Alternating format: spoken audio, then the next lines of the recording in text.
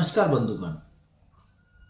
20 जून 2024 kidney cancer day আছে। আজকে আমরা ওটাকে নিয়েই কথা বলবো। পেশেন্ট আমার কাছে আসে কিডনি ক্যান্সারে, ওনার কিছু জিজ্ঞাসা থাকে, এই কোশ্চেনগুলোকেই আমরা আপনাকে ওটা জবাব দেবো একটা একটা করে। যে আমাকে পেশেন্টগুলো জিজ্ঞাসা করে কোশ্চেনগুলো, ওটা করলে আপনার নিজেই বুঝতে পারবেন কি কিডনি ক্যান্সার কি হয়, কেন হয়, কি ট্রিটমেন্ট অপশনস অ্যাভেলেবল আছে, ভেপাবার কিছু আছে কি আছে না, এসব। এই ভিডিওকে আপনার লাস্ট পর্যন্ত দেখবেন আর আপনার বন্ধুগুলোর সঙ্গে শেয়ার করবেন। কি 20 জুন 2024 কিডনি ক্যান্সার ডে আছে, ওটা উপলক্ষে আমি এই ভিডিওটা বানিয়েছি to awareness to by all the kidney patients and public awareness. আমি doctor Mukesh Kumar Vijay, senior consultant urologist and endologist in Kolkata.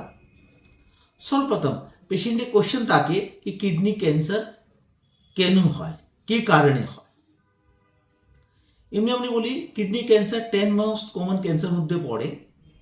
ওটা অনেকটা রিস্ক ফ্যাক্টর আছে, ওটার মধ্যে একটা আছে smoking, obesity, high blood pressure, family history ও কিছু হেরিডিটারি সিন্ড্রোমগুলো হয় যে ফ্যামিলির মধ্যে চলে, ওটার মধ্যে কিডনি ক্যান্সার হওয়ার সম্ভাবনা থাকে।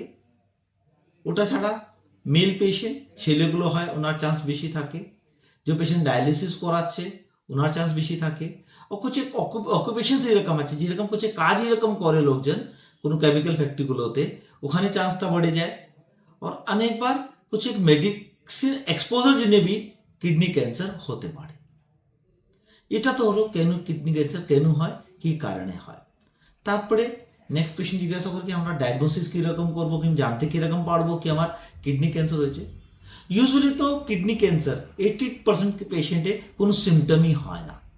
ওরা কি করে, কোনো অন্য কোনো প্রবলেম আছে অন্য ডাক্তার দেখালেন या মেডিকেল এক্সামিনেশন করালেন, उसमें यूएसजी করে জানতে পারলেন কি এটা কিডনি ক্যান্সার আপনার শরীরে আছে, কিডনি টিউমার কিছু আছে।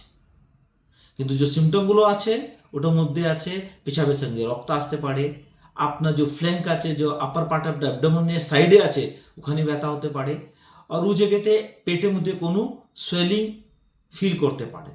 তো যাতে আমরা এক্সামিনেশন করি এতে অ্যাবডোমিনাল লাম্প আমরা পাই, আর তারপরে আমরা ইউএসজি করাই।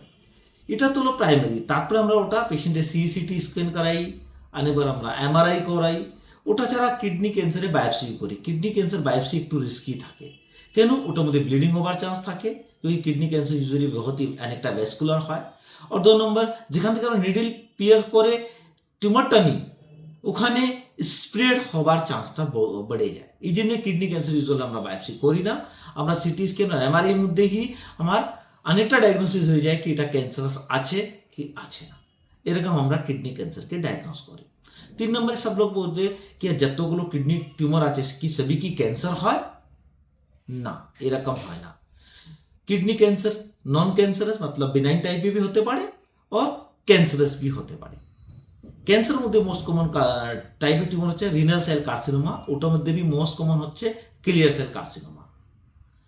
তারপরে ওটা ছাড়া অনেক আদার ক্যান্সার হতে পারে, লাইক উইলিয়ামস টিউমার হতে পারে, আপার ইউরিথ্রিয়াল টিউমার হতে পারে, ইয়া সার্কোমা হতে পারে। নন ক্যান্সারাস মধ্যে भी অনকোসাইটোমা হতে পারে, অ্যাঞ্জিওমাইলোপোমা হতে পারে। তো সব ব্লাড কিডনি টিউমার ক্যান্সারাস হয় না, ওটা প্রপারলি ওয়ার্কআপ করে আমরা দেখি এটা ক্যান্সারাস আছে কি আছে না। ইউজুয়ালি আমরা সিটি স্ক্যান করে বুঝতে পারি এটা ক্যান্সার হওয়ার চান্স আছে কি আছে না। আর ক্যান্সারাস নেই তো ট্রিটমেন্ট ওরকম দিই, আর ক্যান্সারাস আছে তো ট্রিটমেন্ট অপশনস আমরা ওরকমই দিই। তো একটা বহুত ইম্পর্টেন্ট কোশ্চেন আমার জিজ্ঞাসা করি, क्योंकि আজকাল আমি দেখছি 50 বছর বেশি হলেই কিডনিতে আমরা সিস্টগুলো দেখি। তো পেশেন্টের জিজ্ঞাসা থাকে কি কিডনি ক্যান্সার কি, কিডনি সিস্ট কি ক্যান্সার হতে পারে না, এরকম হয় না। Most of the kidney cyst কি হয়, এটা ফ্লুইড ফিল্ড এক স্যাক হয়, নাকি একটা ব্যালুন আছে যেটার মধ্যে জল ভরে গেছে যে কিডনির মধ্যে আছে। Most of the kidney cyst cancerous হয় না। ওটা আমরা গ্রেডিং করি, এটা কমপ্লেক্সিটির উপরে ডিপেন্ড করি এটা ক্যান্সার হওয়ার চান্স আছে কি আছে না। তো আমরা সিটি স্ক্যান করে দেখি কি এটা বসনিক কোন টাইপে আছে। আবার টাইপ 1 আছে তো সিম্পল সিস্ট আছে, কোনো ক্যান্সার হওয়ার সম্ভাবনা নেই। টাইপ 2 আছে তো ক্যান্সার হওয়ার সম্ভাবনা একদম মিনিমাম या নেই। 3 और 4 হলে नहीं কমপ্লেক্স সিস্ট হলে এটা ক্যান্সার হওয়ার সম্ভাবনা থাকে। এই সময় আমরা ফার্দার ওয়ার্কআপ করে দেখিয়ে ওরা বাদ দেওয়ার চেষ্টা করি। নেক্সট কোশ্চেন থাকে, স্যার আমার কিডনি ক্যান্সার হয়েছে, আমার কি কি অপশনস অ্যাভেলেবল আছে? তো কিডনি ক্যান্সার অপশনস অ্যাভেলেবল আছে, ওটার মধ্যে বিকজ এটার মধ্যে যে কিডনি ক্যান্সার আছে ওটার মধ্যে কিমোথেরাপি ও রেডিওথেরাপি কোনো রকমই ইফেক্ট দেয় না, কোনো কারণে কিছু করা যায় না, क्योंकि কিমোথেরাপি রেডিওথেরাপি এখানে ইফেক্টিভ নেই।